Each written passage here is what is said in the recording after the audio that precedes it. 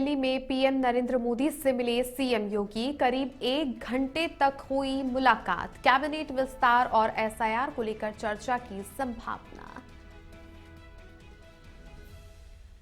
हमीरपुर में संपन्न हुआ संपूर्ण समाधान दिवस। डीएम और एसपी ने सुनी फरियादियों की समस्याएं।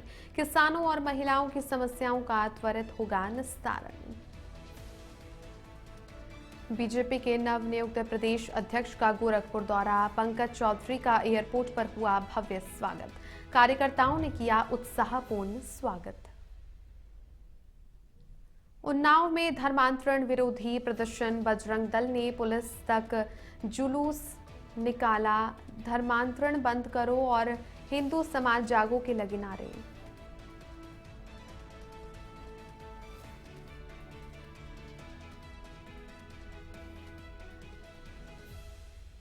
नमस्कार, वंदे भारतम इंडिया अहेड देख रहे हैं आप और आपके साथ हूं मैं छवि फागना। चलिए बुलेटिन की शुरुआत करते हैं। देखिए, उत्तर प्रदेश के मुख्यमंत्री योगी आदित्यनाथ ने सोमवार को राजधानी दिल्ली में प्रधानमंत्री नरेंद्र मोदी से मुलाकात की। पीएम मोदी और सीएम योगी की इस मुलाकात में कई मुद्दों पर बात हुई। इस मुलाकात में किन किन मुद्दों पर बात हुई, इसकी जानकारी खुद सीएम योगी आदित्यनाथ ने दी। दिल्ली में पीएम मोदी से हुई मुलाकात की तस्वीरें भी सीएम योगी ने अपने एक्स अकाउंट पर शेयर की है। इस मुलाकात को लेकर सीएम योगी ने पोस्ट कर लिखा, आज नई दिल्ली में प्रधानमंत्री नरेंद्र मोदी से शिष्टाचार भेंट कर उनका मार्गदर्शन प्राप्त किया।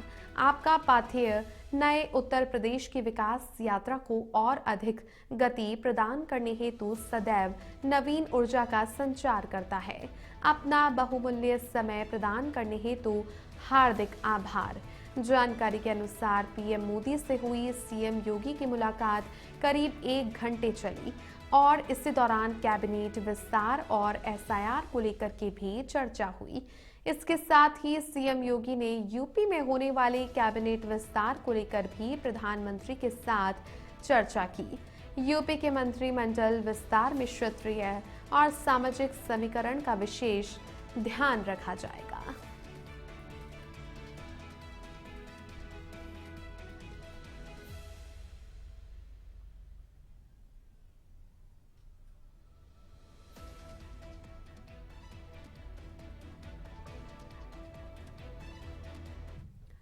और इधर हमीरपुर के सरीला तहसील में संपूर्ण समाधान दिवस का आयोजन किया गया, जिसमें डीएम घनश्याम मीणा और एसपी डॉक्टर दीक्षा शर्मा ने फरियादियों की समस्याएं सुनी और त्वरित निस्तारण के निर्देश दिए।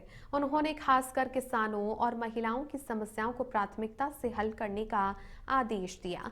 जमीनी विवादों के लिए पुलिस और राजस्व विभाग की संयुक्त टीम को मौके पर जाकर शीघ्र निस्तारण करने के निर्देश भी दिए गए। इसी अवसर पर सीएमओ, एसडीएम, सीओ और जिला स्तरीय अधिकारी तथा कर्मचारी भी मौजूद रहे।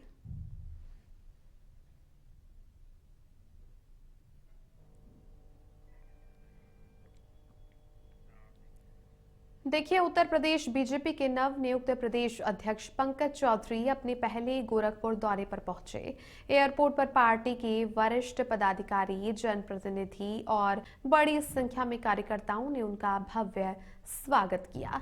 एयरपोर्ट से निकलकर वे विभिन्न प्रमुख चौराहों से होते हुए बीजेपी के क्षेत्रीय कार्यालय पहुंचे, जहां शहर के कई चौराहों पर समर्थकों ने फूलों की वर्षा और नारेबाजी और ढोल नगाड़ों के साथ उनका उत्साहपूर्वक स्वागत किया। कूड़ा घाट स्थित गुरुंग चौराहे पर सदर सांसद रवि किशन ने उन्हें सम्मानित किया और पंकज चौधरी ने अमर शहीद गौतम गुरुंग की प्रतिमा पर माल्यार्पण कर श्रद्धांजलि अर्पित की। शाम को वे गोरखनाथ मंदिर और गुरु गोरक्षनाथ के दर्शन एवं पूजा अर्चना करेंगे और साथ ही बीजेपी संगठन इस दौरे को संगठनात्मक मजबूती और आगामी चुनावी रणनीति के लिए महत्वपूर्ण भी मान रही है। खुद का गिरी जनपद है और जिस गांव में मैं देख रहा हूं कार्यकर्ता उपस्थित हुए हैं, उससे मेरा मन बहुत गदगद है और निश्चित तौर से जो पार्टी ने दायित्व हमें दिया है उस वहीं उन्नाव में कथित धर्मांतरण की सूचनाओं के विरोध में सोमवार को बजरंग दल के कार्यकर्ताओं ने निराला पार्क से शुरू होकर पुलिस अधीक्षक कार्यालय तक प्रदर्शन किया। प्रदर्शन का नेतृत्व रजत ने किया और कार्यकर्ताओं ने भगवा झंडे लेकर धर्मांतरण बंद करो और हिंदू समाज जागो जैसे नारे लगाए। कार्यकर्ताओं का आरोप था कि कुछ लोग दबाव, लालच और प्रलोभन देकर धर्म परिवर्तन करा रही हैं। उन्होंने प्रशासन से मौके पर जांच और दोषियों के खिलाफ सख्त कार्रवाई करने की मांग की और चेतावनी दी है कि यदि ठोस कदम नहीं उठाए गए तो बड़ा आंदोलन होगा।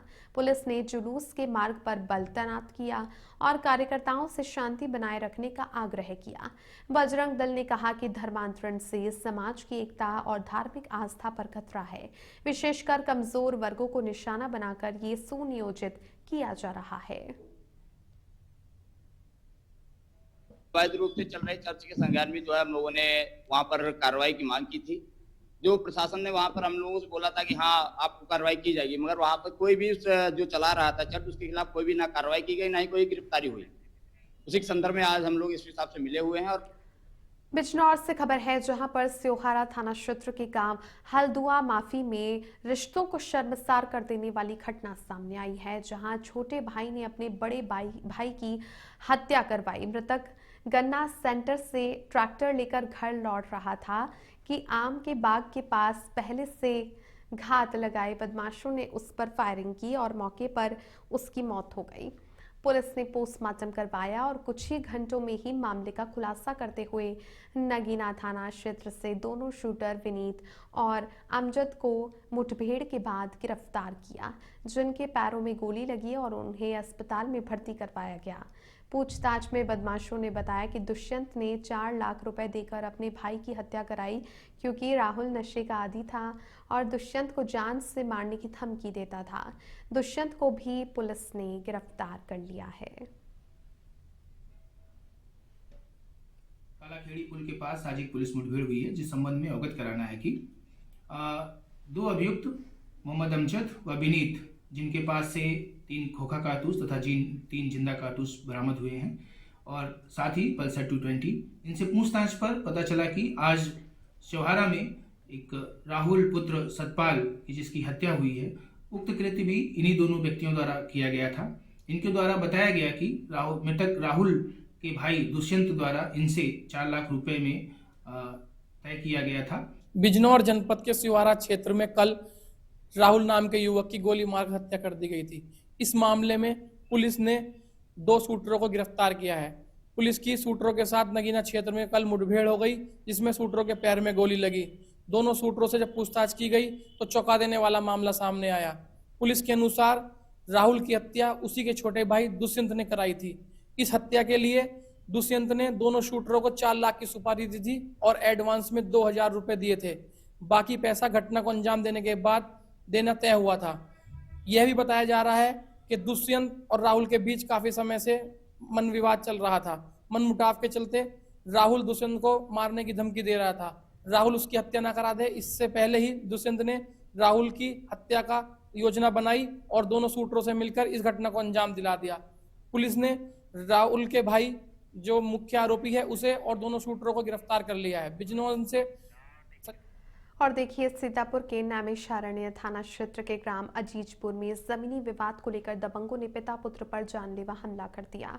आरोप है कि विवादित जमीन पर कब्जे के विरोध के दौरान दबंगों ने फायरिंग की, जिसमें बेटे शरेंद्र को गोली लगने से वो गंभीर हालत में जिला अस्पताल ले जाया गया और साथ में लखनऊ भी रेफर किया गया, जबकि पिता इंद्रपाल के हाथ और मुंह पर छर्रे लगने से वो भी घायल हो गए।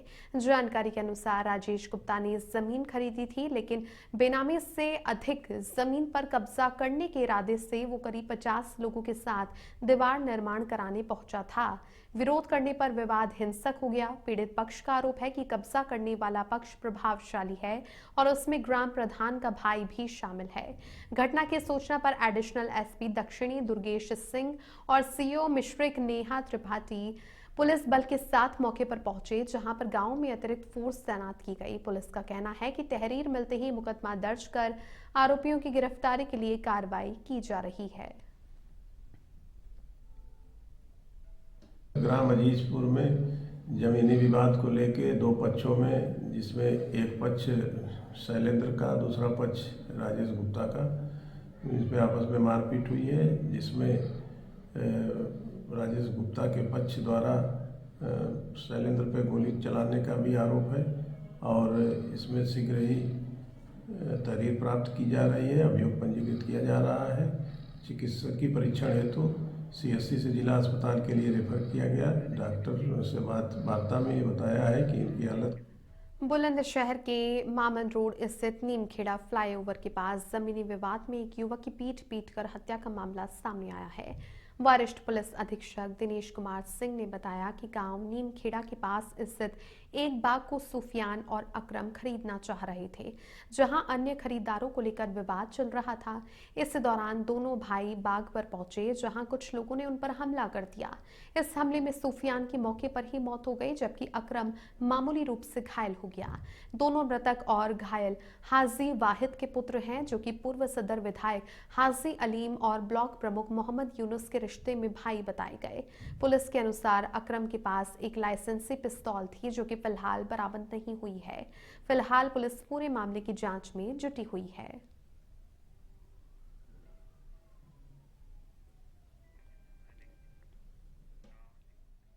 वहीं पीलीभीत जिले के पूरनपुर कोतवाली क्षेत्र के गांव बिलहरी में 20 वर्षीय वीरू शुक्ला की संदिग्ध परिस्थितियों में मौत का मामला सामने आया है। परिजनों के अनुसार घर में खाने को लेकर मामूली विवाद के बाद वीरू सुबह घर से कहकर निकला था कि वो ट्रक की हेल्परी पर जा रहा है, लेकिन दोपहर करीब 2 बजे उसका शव गांव के शमशान घाट के पास एक पेड़ से लटका हुआ पाया गया। मृतक के पिता गंगाराम शुक्ला ने बताया कि विवाद के बाद वो घर से चला गया था। वहीं सूचना मिलने पर पूरनपुर पुलिस मौके पर पहुंची। पुलिस का कहना है कि मामले की जांच की जा रही है और पोस्टमार्टम रिपोर्ट के आधार पर आगे की कार्रवाई की जाएगी।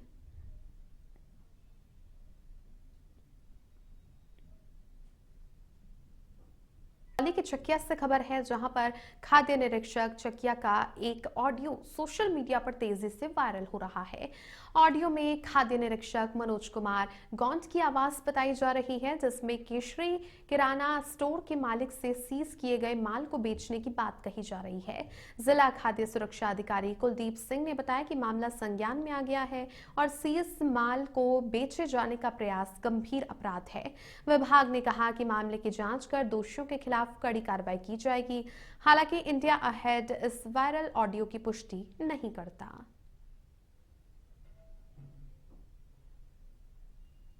इसमें हमने चकिया में केसरी किराना स्टोर पे लगभग 215 बोरे सूजी और मैदा सीज किया था दीपावली पे।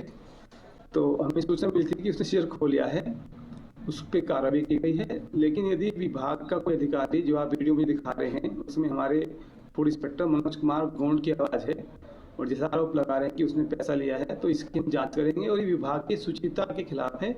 इस विभाग की शुचिता भंग होती है और इसमें जो गणपति पाठक है उसका भी रोल सामने आ रहा है। वहीं बदायूं जिले के उझानी कोतवाली क्षेत्र के गांव छतुआ में 15 वर्षीय किशोरी की मौत का मामला सामने आया है, जहां पर परिजनों ने छेड़छाड़ से परेशान होकर जान देने का आरोप लगाया। परिजनों के अनुसार गांव के ही 3 युवक लंबे समय से किशोरी से छेड़छाड़ कर रहे थे, जिसकी जानकारी उसने परिवार को कई बार दी थी। आरोप है कि घटना की शाम जब किशोरी दूध लेने गई थी, तभी युवकों ने उसके साथ छेड़छाड़ की, जिसकी शिकायत करने पर आरोपी पक्ष के परिजनों ने उल्टा उससे ही अपशब्द कहे। इससे आहत होकर किशोरी ने देर रात आत्मघाती कदम उठा लिया। सूचना पर पहुंची पुलिस ने शव को पोस्टमार्टम के लिए भेज दिया है और नामजद आरोपियों के खिलाफ मामला दर्ज कर कानूनी कार्रवाई शुरू कर दी है। पुलिस का कहना है कि मामले की जांच की जा रही है और दोषियों के खिलाफ सख्त कार्रवाई की जाएगी। हमारी बेटी खेत पे भूसा निकालने गई थी, तो 2 गांव के लड़के हैं, उनका एक का नाम है कन्हैया, एक का नाम है अनमोल। उन्होंने लड़की के साथ में जबरदस्ती छेड़खानी करी, तो लड़की हमारी रोई और हम वहाँ पहुँचे तो वहाँ से भाग गए। घर पर उसके पहुँचे तो घर वाले और लड़ने को तैयार हो गए। तो शर्म से हमारी लड़की ने फांसी खा ली, फांसी खाकर अपने वहीं महोबा से खबर है, जहां पर दर्जनों पक्षियों के शव मिलने से हड़कंप मच गया। पनवाड़ी थाना क्षेत्र के भूजपुरा गांव में संदिग्ध हालात में बड़ी संख्या में पक्षियों की मौत हुई है। आशंका जताई जा रही है कि शिकारियों ने पक्षियों का शिकार करने के लिए खेतों में जहरीली दवा डाली थी, जिसे खाने से पक्षियों की मौत हो गई। मृत पक्षियों में विलुप्त होती जा रही प्रजाति बाज भी शामिल है। घटना की जानकारी मिलते ही ग्रामीणों ने वीडियो बनाकर सोशल मीडिया पर वायरल किया और जिलाधिकारी से मामले की जांच कर दोषियों के खिलाफ कड़ी कार्रवाई करने की मांग की है। सर, मेरे गांव में लोग चिड़ियों को दवाई मारने वाली दवाई डालते हैं। वो जो चिड़ियां खाने लायक होती हैं उनको ले जाते हैं, और जो नहीं खाने लायक होती हैं वो डल लेती हैं। और सर, उनको जो अन्य जानवर खाएगा वो भी सर मारा जाएगा। और देखिए, आप हमने अभी दिखाई है कि कितने सारे पक्षी मरते हैं, उससे अन्य जानवर भी मरते हैं। सर, अब हमारा ये प्रशासन से मानना है कि हमारे गांव में जांच बैठा रहे हैं और पता लगाएं कि कौन डालते हैं। हमें तो पता नहीं कि कौन डालते हैं। वो रात के डाल जाते हैं और सुबह जाते हैं, सो उठा के ले आते हैं। कुछ और लोग भी ले आते हैं, सब लोग आते हैं गांव के, आते हैं। वहाँ पे खेत में कोई दवाई ववाई डालता है तो जो पक्षी खाते हैं वो मर जाते हैं, और जो पक्षियों को भी खाता है, कुत्ता बिल्ली, वो भी मर जाते हैं। और यहाँ इनके कुत्ता ने खाया उन पक्षियों को, तो वो कुत्ता भी मर गया। कौन डालता है दवाई? पता ही नहीं है कौन डालता है। जो लोग खाते हैं वही डालते हैं। वो गेहूं में मिला के डालते हैं, जैसे गेहूं जुंडी, उसमें दवा को मिला के डाल देते हैं। तो सोनभद्र के थाना रॉबर्ट्सगंज क्षेत्र में अमौली गांव के सामने मरकरी नहर में मिले अज्ञात शव के मामले में पुलिस ने खुलासा कर दिया। 2 जनवरी को मिले शव की पहचान अखिलेश यादव उर्फ कन्हैया निवासी नोहिडा थाना पन्नूगंज के रूप में हुई है, जो कि 23 दिसंबर 2025 से लापता था। इस मामले में दर्ज मुकदमे की जांच के लिए एसपी अभिषेक वर्मा के निर्देश पर विशेष टीमें गठित की गई, जिनकी कार्रवाई में मुख्य आरोपी सुदीप देव पांडेय उर्फ सूरज को 4 जनवरी को गिरफ्तार किया गया। पूछताछ में आरोपी ने बताया कि उसने अखिलेश के साथ नशा किया, हालत बिगड़ने पर घबराकर गला दबा दिया और शव को बोलेरो से मरकरी नहर में फेंक दिया। पुलिस ने आरोपी के कब्जे से बोलेरो, 2 मोबाइल और नकदी बरामद की है, जबकि नशा सप्लायर सोनू उर्फ प्रतीक फरार है। पुलिस मामले में आगे की कानूनी कार्रवाई कर रही है।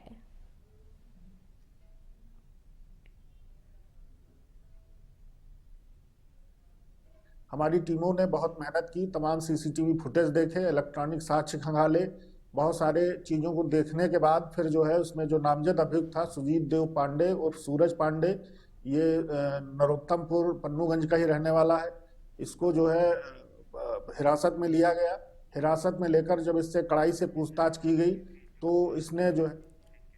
और देखिए, सिद्धार्थनगर के बिस्कोहर नगर पंचायत क्षेत्र में कड़ाके की ठंड से जनजीवन पूरी तरीके से प्रभावित है, लेकिन नगर पंचायत की ओर से अलाव की कोई व्यवस्था न होने से लोग बेहाल हैं।